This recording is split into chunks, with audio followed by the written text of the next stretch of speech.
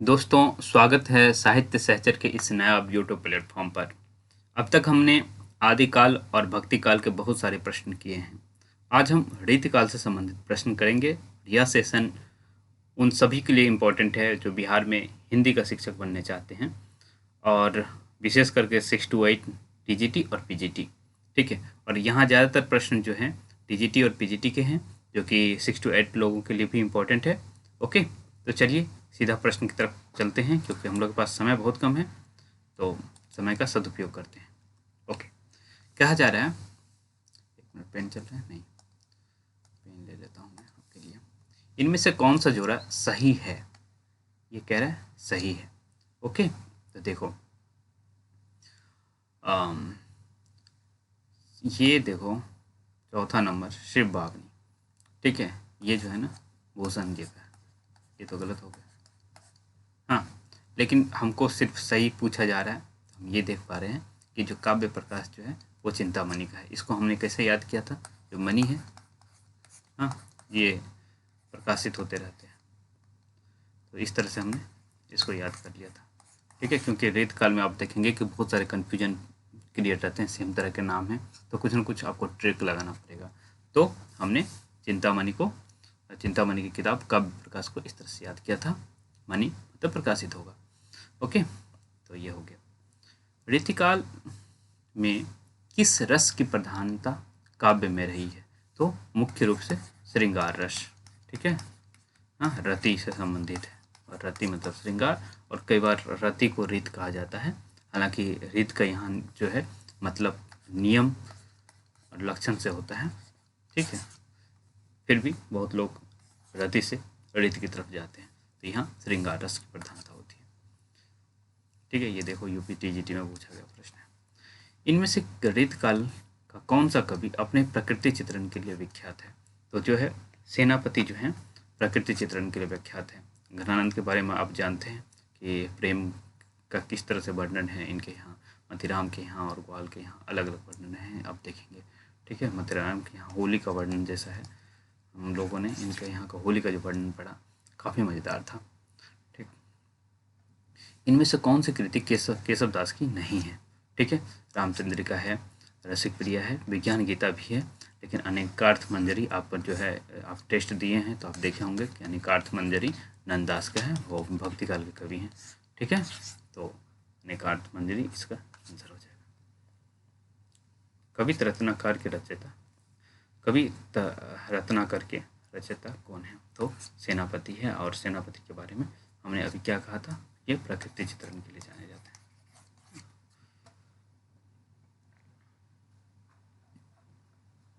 उसके बाद हमारा प्रश्न है, केशव दास को किस वर्ग में रखना समीचीन होगा?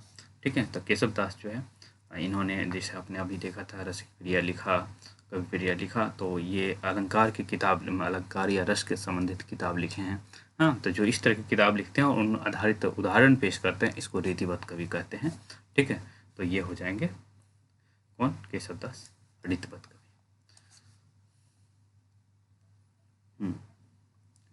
शिव बावनी के रचयिता कौन है? हमने पहला क्वेश्चन डिस्कस किया था और उसमें भूषण का जिक्र किया था, तो आप वहाँ देखे थे। शिव बावनी भूषण जी का है। उसके बाद जो है निम्नलिखित कवियों का जीवन काल क्रम, ये आप लोगों के लिए इम्पोर्टेंट नहीं होगा, चाहे पीजीटी के हैं टीजीटी के हैं, उतना इम्पोर्टेंट नहीं होगा। फिर भी जो है आपसे इस प्रश्न इस रूप में पूछा जा सकता है कि बिहारी का जन्म किस ईस्वी में हुआ था? तो 1595 ईस्वी में। वैसे भूषण का जन्म 1613 ईस्वी में, मोतीराम 1617 ईस्वी में, और देव सबसे छोटे हैं 1673 ईस्वी में। ठीक है, हम लोग चूँकि जो है बीचों में यूजी और पीजी किया, फिर पीएचडी किया, तो चीज़ें इस तरह से है कि हम लोग के माइंड में सिलेबस ही है हमारा, और उसी के अनुसार लगाया गया था, डेट ऑफ बर्थ के अनुसार, तो उतना दिक्कत नहीं होती है। ठीक है, फिर भी आप लोग इस तरह से याद रख सकते हैं इसका।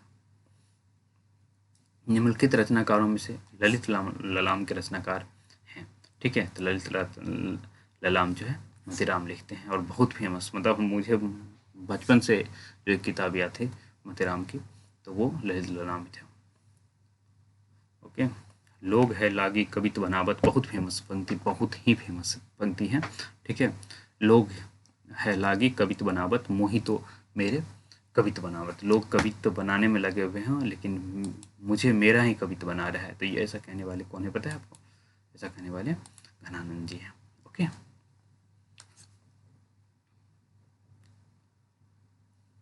रामचंद्र शुक्ल ने अपने हिंदी साहित्य का इतिहास ग्रंथ में इनमें से किस कवि को हिंदू जाति का प्रतिनिधि कवि कहा? ठीक है, तो हिंदू जाति का प्रतिनिधि कवि भूषण, भूषण वीर रस के महानतम कवियों में से एक है। और हम लोग जब यूजी के फर्स्ट सेमेस्टर में थे, भूषण को लगाया गया था। हाँ, भूषण भनत नाद बिहत नगारंग के नदी नद मद गबरन के रलत है एल फैल्ट हेल, इस तरह की पंक्तियाँ थी और क्लास के सारे बच्चों को याद था। तो इस तरह की बातचीत है भूषण के यहाँ। ठीक है, तो हिंदू जाति का प्रतिनिधि कवि भूषण को कहा जाता है। ओके, उसके बाद देखो ये मिलाने के लिए कहा जा रहा है, तो आप देखो कुछ न कुछ आप निकालोगे।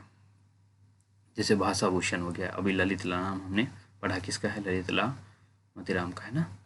तो बी का 3 देखो कहीं है, बी का 3 यहाँ भी है और बी का 3 यहाँ भी है। ठीक है, तो और दूसरा कुछ हो जाएगा। तो भाषा भूषण जो है जसवंत सिंह का, आप जानते हैं भाषा भूषण किस चीज़ का है? जसवंत सिंह का। तो ए का चौथा, तो इस तरह से डी ऑप्शन हमारा निकल आएगा। उसके बाद काव्य निर्णय आप जानते हैं कि भिखारी दास का है, काव्य निर्णय जगत विनोद पद्माकर का। ठीक है, तो आप इस तरह से याद रख सकते हैं। तो आंसर अपना 4 हो जाएगा। यहाँ भी देख लीजिए क्योंकि ये सारी पुस्तक बहुत इंपॉर्टेंट है। भाषा भूषण जसवंत सिंह, ललित नाम मोतीराम, काव्य निर्णय भिखारी दास और जगत विनोद पद्माकर। और मैं कहूँगा कि इन सारी चीज़ का नोट्स बना लीजिए आप, क्योंकि ये रिपीटेड क्वेश्चंस के फॉर्म में आपको मिल सकते हैं। हिंदी रीति ग्रंथों की अखंड परंपरा का आरंभ आचार्य रामचंद्र शुक्ल ने माना, किससे माना? तो जो है ऋत काल का प्रारंभ जो है आचार्य रामचंद्र शुक्ल किससे मानते हैं? चिंतामणि त्रिपाठी से। ठीक है, जिनका काव्य प्रकाश किताब का नाम था। ठीक, ये ब्रज के मतीराम जैसे कवियों के समकक्ष हैं और कहीं कहीं तो भाषा और भाव के माधुर्य में पद्माकर को टक्कर देते हैं। आचार्य शुक्ल ने यह किसके बारे में कहा है? तो ये बेनी परवीन जी के बारे में कहते हैं। ठीक है, तो बेनी परवीन जी की तुलना जो है 2 कवियों से की गई है, किससे? मतीराम से और पद्माकर से। ठीक है, और दोनों महान कवि हैं। पद्माकर का के यहाँ भी जो कृष्ण का वर्णन है, हाँ, वह करी मन की पद्माकर ऊपर नाई अबीर की रोड़ी जो पंक्ति है।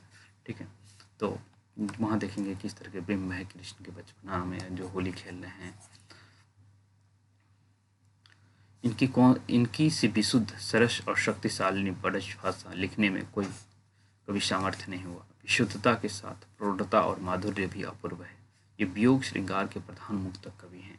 आचार्य रामचंद्र शुक्ल किसके बारे में? जैसे ही भक्ति काल में ये रीत काल में वियोग की बातचीत होना तो आपका ध्यान घनानंद की तरफ जाना चाहिए, क्योंकि उनकी जो प्रेमिका थी सुजान वो मुकर गई थी और वो फिर उसके वियोग में जब दूर गए थे तो वो वृंदावन चले गए थे और वहीं सारी बहुत सारी रचनाएं की। ओके, तो घनानंद देव माने जाते हैं। तो देव जो है रसभाती आचार्य हैं। चलिए उसको जाने दीजिए। बिहारी का किस, ये देखो ये बहुत इंपॉर्टेंट है। ठीक है, तो बिहारी को रीति सिद्ध कवि, मतलब देखो जिन्होंने लक्षण ग्रंथ को नहीं लिखा लेकिन लक्षण ग्रंथ के आधार पर रचना की, तो उनको हम क्या कहते हैं? रीति सिद्ध कहते हैं। रीतिबद्ध में क्या होता है? रीतिबद्ध में होता है कि लक्षण ग्रंथ भी लिखेंगे, उसके आधार पर कुछ एग्जाम्पल लिखेंगे। रीति सिद्ध में होता है कि जो है कि हम लक्षण ग्रंथ नहीं लिखेंगे, सीधा सीधा रचना लिखेंगे लक्षण ग्रंथों के आधारित। कोई लक्षण ग्रंथ नहीं लिखेंगे, रचना लिखेंगे, चाहे दोहा में लिखेंगे या कवित्व में लिखेंगे, सवैया में लिखेंगे, तो उस चीज़ को ध्यान में रख के लिखेंगे।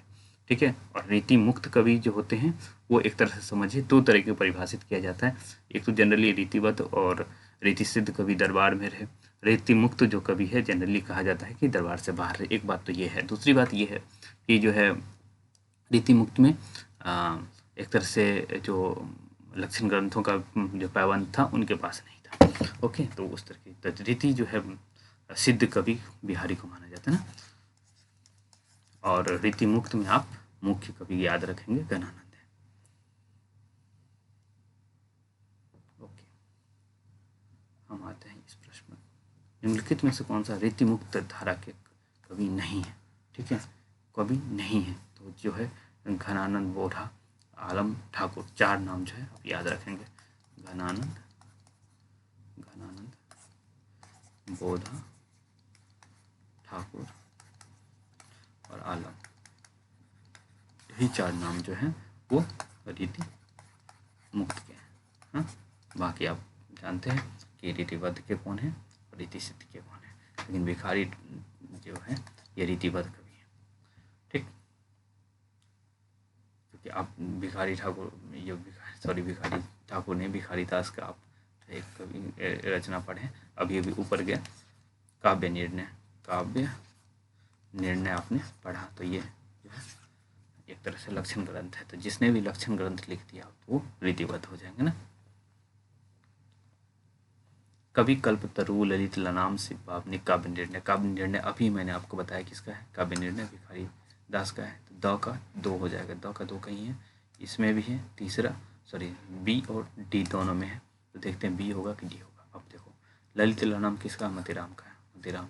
ब का 4 यहाँ है और ब का 4 यहाँ नहीं है, इसका मतलब बी आंसर हो जाएगा।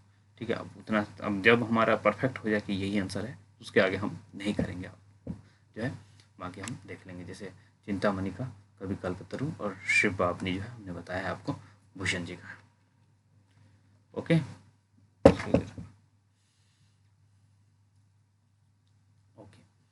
ये जो है, हाँ ये क्या है, रीतिमुक्त कवियों के संदर्भ में से इनमें से कौन सा कथन गलत है। तो रीतिमुक्त के बारे में कौन सा, रीतिमुक्त कवियों में प्रेम के वर्णन में विरह व्यथा प्रधान है। ओके, रीतिमुक्त कवियों ने प्राचीन काव्य परंपरा को बड़ी गहराई से ग्रहण किया। रीतिमुक्त कवियों में रीतिबद्ध कवियों जैसी इंद्रिय वासना नहीं है। ठीक है, रीतिमुक्त काव्य में कवियों की प्रेमानुभूति को आत्मा व्यक्ति की शैली में स्थान हुआ है। देखो रीति जो है यहाँ बातचीत हो रही है रीतिमुक्त कवि की। एक चीज़ मैं आपको यहाँ बताऊँगा, जो है रीतिमुक्त कवि में जो रीति जो है सिद्ध कवि की बातचीत होनी चाहिए, रीति सिद्ध या रीतिबद्ध। उनके यहाँ जो श्रृंगार, जो इंद्रिय मतलब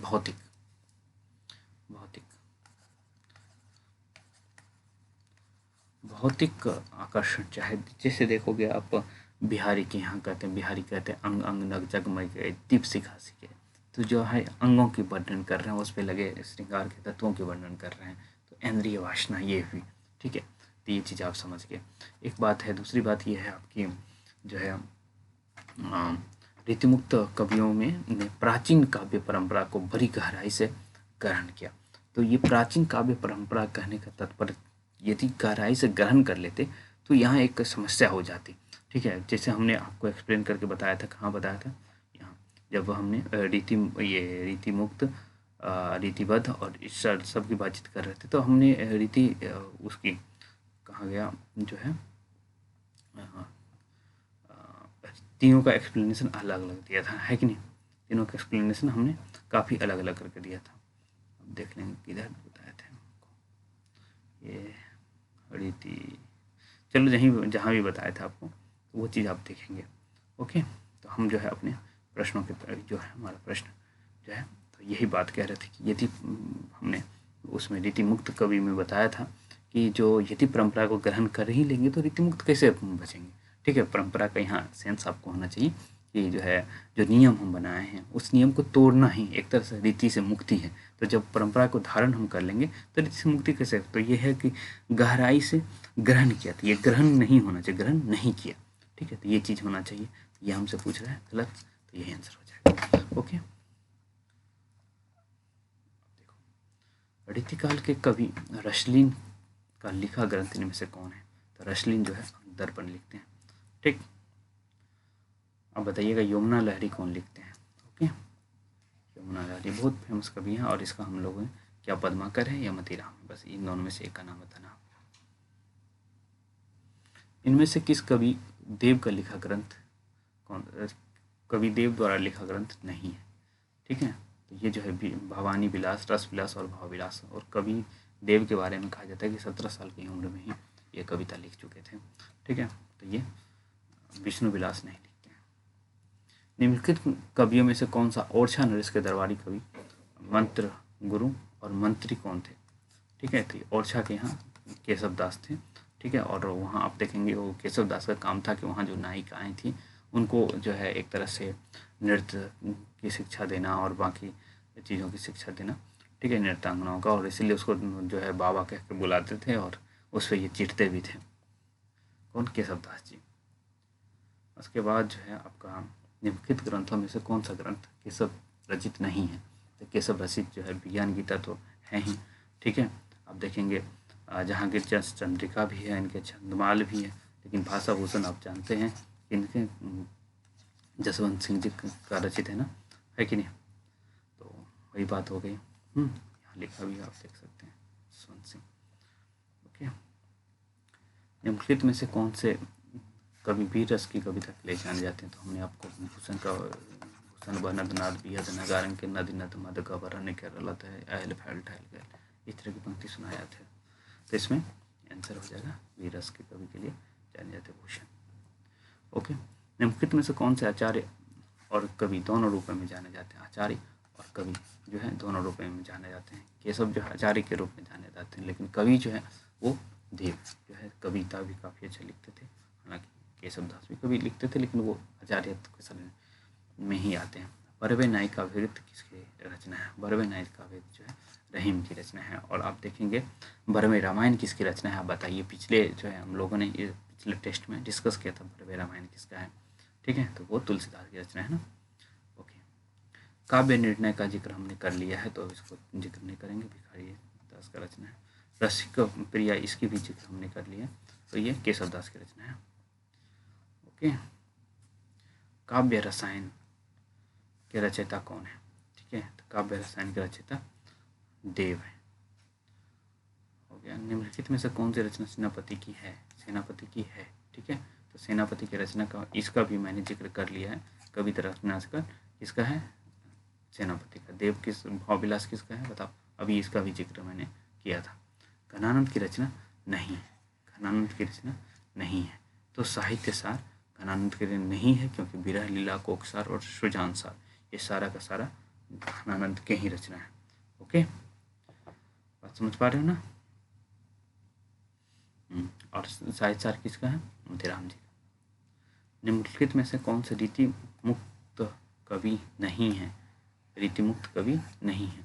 ओके, तो रीति मुक्त में हमने 4 नाम आपको बताया था पिछले स्लाइड्स में, ठीक है। घनानंद, बोधा, ठाकुर और आलम, ठीक। तो ये देखो घनानंद, बोधा, आलम ये सब है, लेकिन ये बिहारी में किस में आते हैं? रीति सिद्ध में आते हैं। ओके, रीति सिद्ध कवि में आते हैं। आंसर बिहारी हो जाएगा ना। ओके, घनानंद की काव्य भाषा, ज़्यादातर जो रीत काव्य के कवि हैं सबकी काव्य भाषा ब्रज है, तो ये आप याद रखिएगा।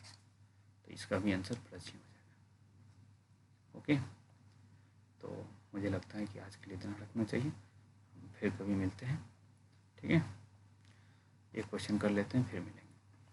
रीतिमुक्त काव्यधारा प्रमुख रहा है, तो श्रृंगार रहा है। ओके, रीतिमुक्त काव्यधारा प्रमुख रहा है, तो ज़्यादातर रीतिकाल की बातचीत होगी ना, तो ऑब्वियस सी बात है श्रृंगार चित्रण मिलेगा ही मिलेगा। भक्ति भावना में क्यों भाई? सुजान के वियोग में लिख रहा, हाँ यही है कि ये रीतिमुक्त धारा के प्रमुख कवि कौन है?